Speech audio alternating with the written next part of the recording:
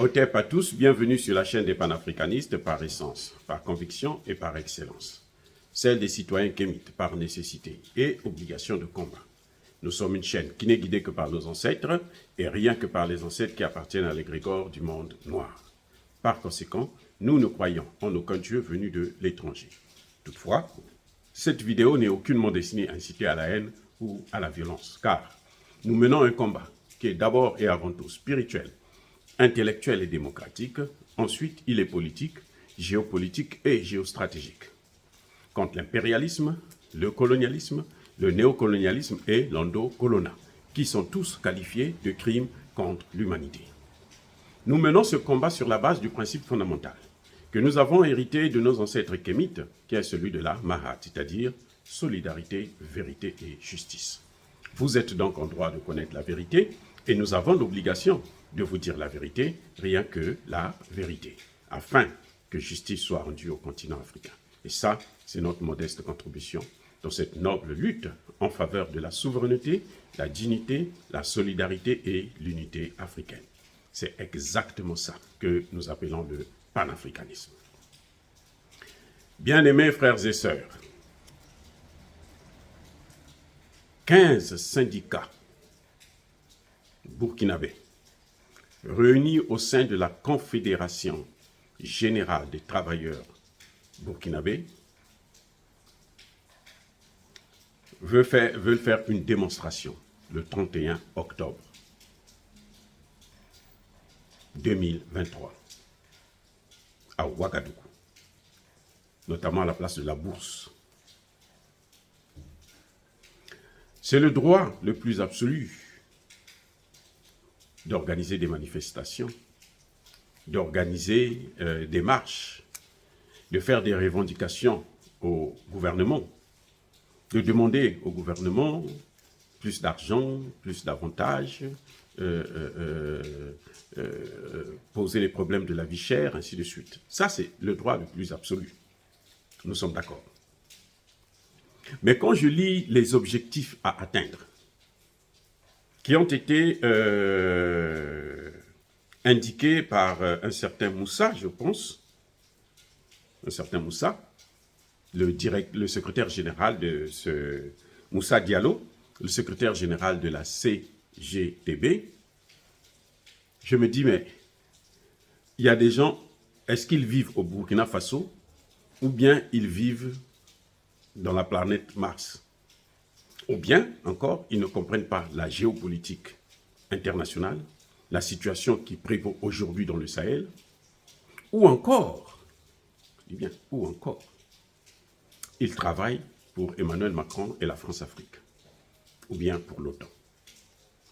Voilà l'essentiel des hypothèses qu'on peut émettre quand on regarde ce qui est en train de se passer aujourd'hui au Burkina Faso. Le Burkina Faso est un pays du Sahel. Et comme vous le savez, tout le Sahel est en guerre. Ce n'est pas Traoré qui a mené cette guerre-là contre le terrorisme. Les terroristes, là, c'est Barack Obama qui les a menés d'abord en Libye avec Nicolas Sarkozy, lorsqu'ils sont venus détruire la Libye complètement. Après cette opération macabre, ils ont pris les terroristes, ils les ont envoyés dans le Sahel, parce qu'ils veulent occuper le Sahel. Et ils vont maintenant les envoyer dans le golfe de Guinée. Maintenant, c'est pour ça que vous voyez des pays comme le Bénin, le Togo, la Côte d'Ivoire sont frappés par des actes de terroristes. Alors, je ne sais pas si ces syndicalistes-là voient ça, ou bien eux, ils ne voient pas ça. Bon. S'ils ne voient pas ça, tant mieux, parce que je pense qu'il faut qu'ils sortent maintenant de cette cécité politique. C'est incroyable. Ils vous disent que nous voulons faire le marché à cause des disparitions forcées. Ils dénoncent les enlèvements des individus, les enlèvements des citoyens par des individus armés et cagoulés. Donc, ça c'est quoi? Mais c'est un problème de sécurité. Je répète. Comment on appelle ça? Problème de sécurité. Mais que fait Ibrahim Traoré aujourd'hui? La priorité de la transition burkinabé, de ce pouvoir d'Ibrahim Traoré, c'est la sécurité. Et c'est ça qu'il est en train de résoudre. Vous pensez que c'est en claquant des mains que les problèmes de sécurité vont être résolus au Burkina Faso, au Mali ou au Niger? Non. C'est un processus qui peut durer des mois ou même des années. Pour s'installer là, ils ont eu près de 10 ans pour occuper 60% du territoire burkinabé. Près de 10 ans. Et ils avaient bénéficié de la complicité des autorités burkinabées, du président Kaboré et du président Damiba. Ibrahim Traoré est venu tenir le serpent au milieu. C'est-à-dire qu'il est venu prendre la patate chaude dans les mains. Et il est en train de la refroidir. Ce qui est avantageux, c'est ce qu'il est en train de la refroidir. Parce que Kaboré, d'abord, Blaise Compaoré, c'est lui qui recevait les terroristes, qui les formait au Burkina Faso. Il ne faut pas jamais oublier ça, le Burkina Faso là. Vous avez vu la rébellion de Guillaume Soro et Alassane Ouattara? Ils étaient formés où? Au Burkina Faso. N'oubliez pas l'histoire. Où était le syndicat, ces syndicalistes-là?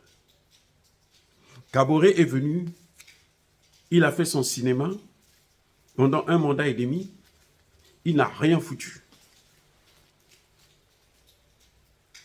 Il n'a pas équipé l'armée, il n'a rien fait, je dis bien rien, concernant les problèmes de sécurité. Donc il a enfoncé le clou. Depuis 2015, on est venu jusqu'à ce que Damiba le renverse. Damiba arrive, il a passé 8 mois. La seule chose qui l'intéressait, c'était boire le champagne avec Emmanuel Macron. Et c'est quand Ibrahim Traoré arrive qu'il va venir commencer à amorcer le processus de régularisation. C'est-à-dire de réformer l'armée, de recruter les VDP, d'équiper son armée. Vous vous souvenez, lors du premier anniversaire du pouvoir de Traoré, il a bien dit, quand il est arrivé, il n'y avait même pas 20 Kalachnikov. Quand ils sont face à des terroristes, il y a un fusil pour 4 militaires, pour 5, parfois même pour 7. Donc imaginez que vous soyez à 7 ou à 4. Le cas le plus patent au Burkina Faso. 4. Il y a des terroristes qui sont au moins une vingtaine. Vous avez une seule arme. Il faut qu'un tire et les autres sont là, ils sont là derrière lui à attendre. Si lui il est fatigué, comme ça ils prennent le relais. Mais ça n'a aucun sens. Le problème qu'ils sont en train de poser, c'est le problème qui a été posé depuis très longtemps, que eux, ils n'avaient jamais demandé des comptes. D'abord à Blaise Compaoré, ensuite à Kaboré et à Damiba. Ils n'avaient jamais demandé des comptes. Maintenant que Ibrahim Traoré est en train de faire le nécessaire, aujourd'hui, tous les militaires, y compris les volontaires pour la défense de la patrie, c'est pour ça d'ailleurs qu'on les appelle les Wagner du Burkina Faso, tous, ils sont équipés. Armes, casques, pare-balles, tout. Ça, c'est l'œuvre d'Ibrahim Traoré. Et en combien de temps? En 1 an. Moins d'1 an. Aujourd'hui, le Burkina Faso aspire maintenant à avoir une centrale nucléaire. Vous savez ce que ça veut dire? Vous savez ce que ça apporte pour le développement? Vous savez ce que c'est? Mais l'énergie est au cœur de l'industrialisation d'un pays. Aucun pays au monde ne peut s'industrialiser sans l'énergie. Et l'énergie moins chère, là, c'est le nucléaire. La matière première, il y en a au Burkina, il y en a au Mali, il y en a au Niger en abondance. Donc je crois que ces syndicalistes doivent quand même réfléchir un peu avant de faire ce qu'ils sont en train de faire. N'oubliez pas, je vais ajouter, d'ailleurs, il parle aussi de l'enrôlement forcé. Mais attendez, pourquoi eux, ils vont rester, il y en a des gens qui vont rester à s'asseoir à la maison, et puis les autres vont aller combattre, prendre des risques pour leur vie, pendant que d'autres sont assis. Dans tous les pays, c'est comme ça, quand vous êtes en guerre, on est obligé de prendre des dispositions dures, draconiennes.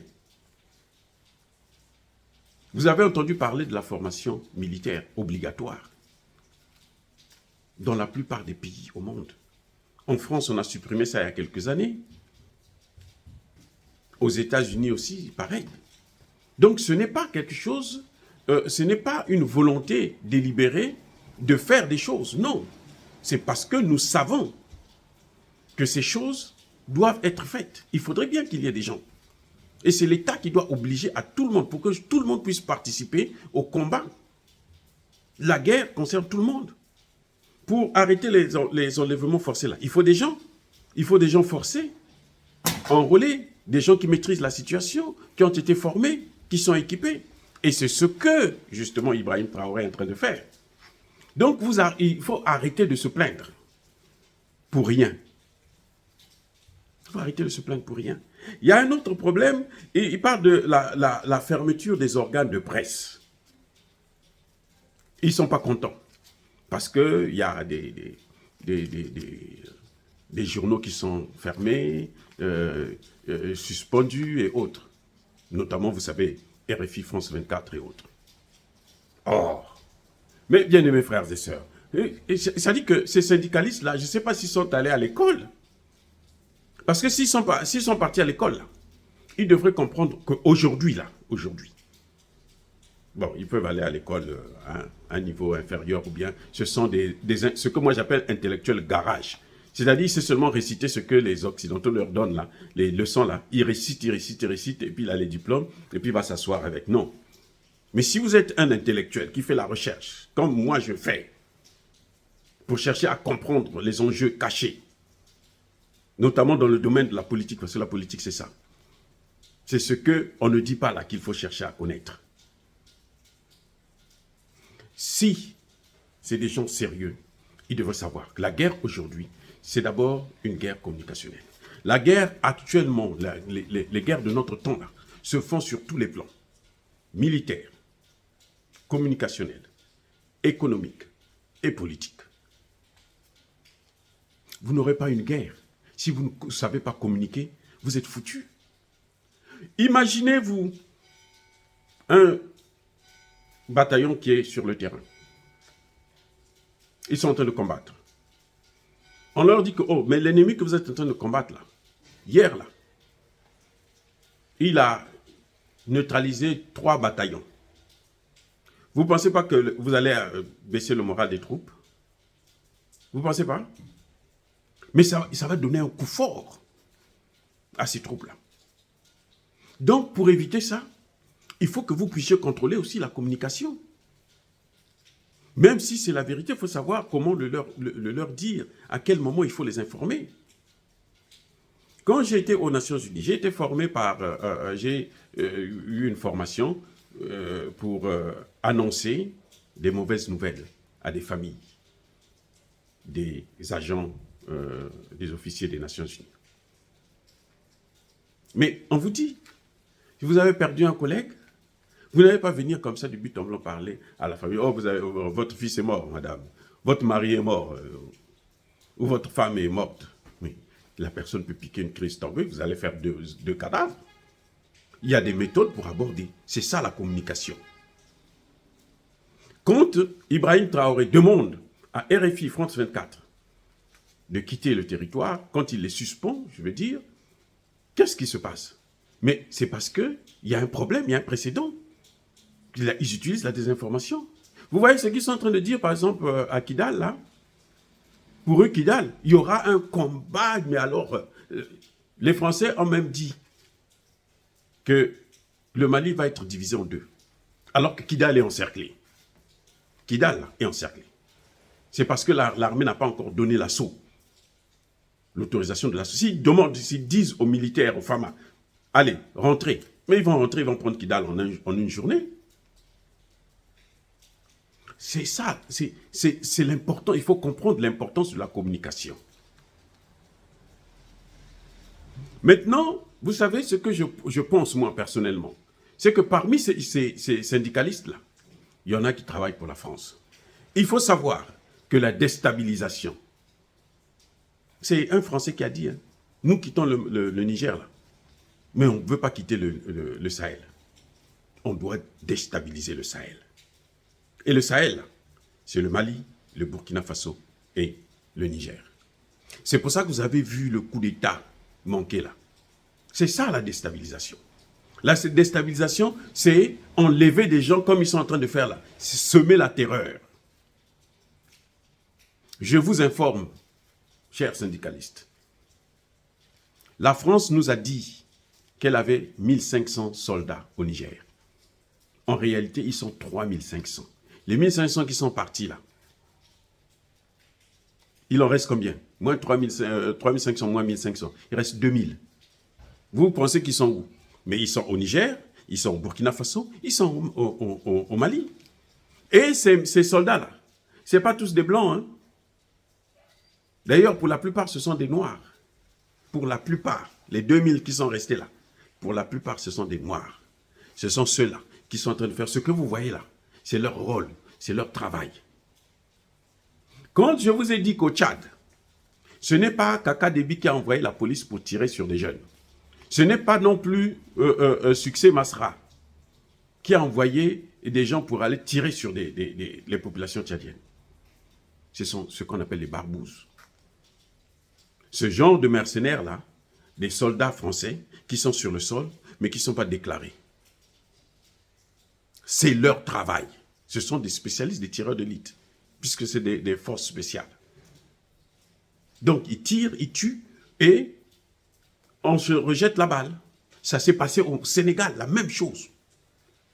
On accuse le gouvernement accuse Sonko, alors que c'est ni l'un ni l'autre. En tout cas, probablement. Très probablement.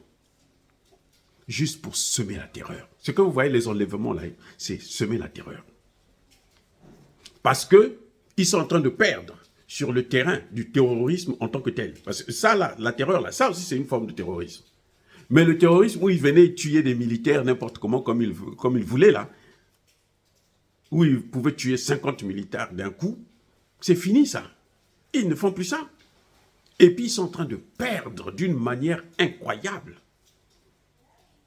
Donc, ce qu'ils ont à faire maintenant, ce sont des actes comme ça, des enlèvements, des kidnappings. Bientôt, ils vont commencer à demander des rançons. C'est une faute. Comment vous appelez? En Haïti, c'est quoi? En Haïti, c'est ça. Hein? C'est le kidnapping et puis on demande des rançons. Mais ce sont des gens qui travaillent pour les États-Unis, pour la France et le Canada. Les trois pays là, essentiellement. Tout le chaos qu'il y a en Haïti, c'est les États-Unis, la France et le Canada. Et c'est ce qu'ils veulent amener au Burkina Faso. Parce qu'ils ont échoué sur le plan de la guerre contre le terrorisme. Le terrorisme, là, ils sont vaincus, là. Ils sont vaincus déjà. Ils sont vaincus. Ils n'arrivent plus.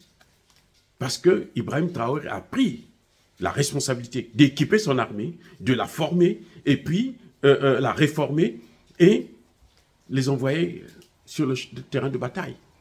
Et ils sont en train de faire le ratissage. Maintenant, depuis qu'il y a eu l'alliance du Liptako Gourma, hein, des États, des États du Sahel, mais les terroristes n'ont plus où aller. Ils sont encerclés, puisque la première base, c'était au Mali, à Kidal, justement. Quand le Mali a chassé Barkhane, ils sont allés s'installer dans la zone des trois frontières, côté Niger. Quand on les chasse là-bas, maintenant, ils sont encerclés. Ils sont au milieu. Niger, Mali, Burkina. Ils vont au Burkina, on les massacre. Ils vont au Niger, on les massacre. Ils vont au Mali, on les massacre. Donc c'est un travail, c'est un processus. Vous devez plutôt travailler avec le gouvernement. Vous devez demander au gouvernement, mais qu'est-ce que nous aussi on peut faire pour aider à sortir plus rapidement de cette situation? Voilà ce que les syndicalistes là devaient faire. Ce n'est pas le moment de demander des salaires faramineux, de la vie chère. Non. Les problèmes qu'ils posent de sécurité, mais c'est ce qu'on est en train de résoudre. Comment pouvez-vous, on est en train de résoudre une chose, et puis bon, vous êtes là, vous demandez déjà, c'est quoi, comment, quels seront nos avantages, Non, c'est pas comme ça. Ah, je comprends. Je comprends la position des syndicalistes. En fait, eux, c'est parce qu'ils ne sont pas sur le terrain. Il faut les envoyer. Si j'étais Ibrahim Traoré, là, il faut recruter les terroristes, là, plutôt les syndicalistes, là. Le président Diallo, là, envoyez-le sur le terrain. Qu'ils prennent l'arme pour défendre la patrie. Là, ils vont savoir ce que c'est que le patriotisme. Ils vont savoir ce que subissent nos militaires, les volontaires, là. Pendant que vous dormez, eux, ils sont là à veiller toute la nuit pour que vous puissiez dormir. Et maintenant, vous voulez emmerder. Ibrahim Traoré lui-même, le président de la République, il est descendu sur le terrain. Arrêtez de jouer comme ça. Vraiment, arrêtez de jouer. Ça, c'est ce qu'on appelle une haute trahison. Je ne sais pas combien la France vous a payé, parce que pour le coup d'État, là, la France, via Alassane Ouattara, a investi 25 milliards. Bon, vous, je ne sais pas combien on vous a donné. Vous savez, au Mali, il y a l'imam Diko qui reçoit beaucoup d'argent pour faire exactement le même travail que vous êtes en train de faire. Ça suffit. Parce que maintenant, là, imaginez que les jeunes sortent dans la rue pour venir vous affronter. Vous allez reprocher à qui? Vous allez demander aussi à l'armée d'envoyer, d'utiliser les gaz lacrymogènes contre ces jeunes?